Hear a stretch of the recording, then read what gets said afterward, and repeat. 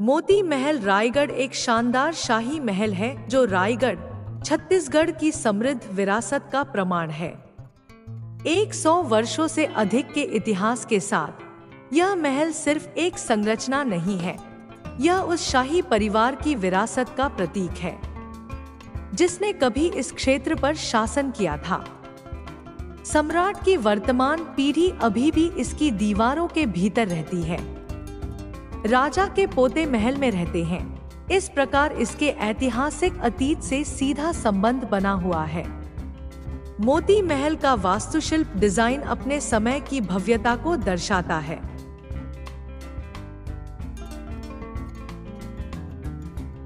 हालांकि यह जानकर निराशा होती है कि संरचना जीर्ण-शीर्ण अवस्था में है।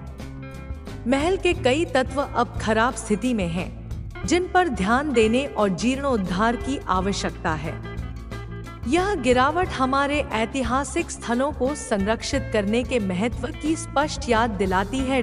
केलो नदी के तट पर स्थित मोती महल रायगढ़ एक दृश्य आनंददायक और रणनीतिक स्थान है जो इसके आकर्षण को बढ़ाता है।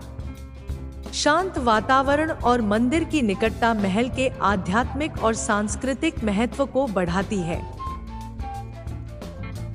इसके ऐतिहासिक महत्व को देखते हुए सरकार को मोती महल रायगढ़ का संरक्षण करना चाहिए। यह पहचानना आवश्यक है कि यह महल रायगढ़ का एक विरासत स्थल है और इसका संरक्षण भावी पीढ़ियों के लिए महत्वपूर्ण है।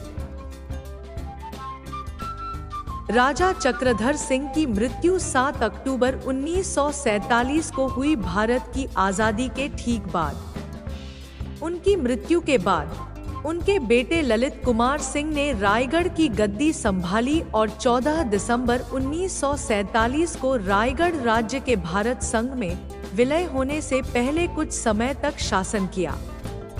The princely states of Jashpur, Raigarh, Sakti, Sarangarh and Udaipur were united later to form the Raigarh district. उनके दूसरे बेटे सुरेंद्र कुमार सिंह भारतीय राष्ट्रीय कांग्रेस के राजनीतिज्ञ थे।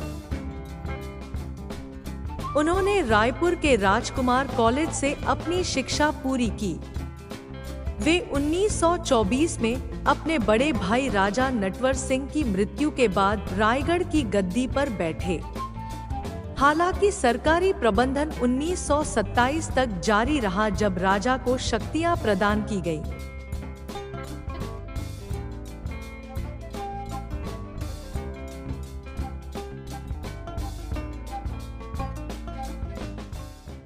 अगर आप ऐसी ही जानकारी हमारी भारतीय संस्कृति के बारे में जानना चाहते हैं तो हमारे चैनल भारतीय संस्कृति ज्ञान को लाइक, शेयर और सब्सक्राइब करना ना भूलें।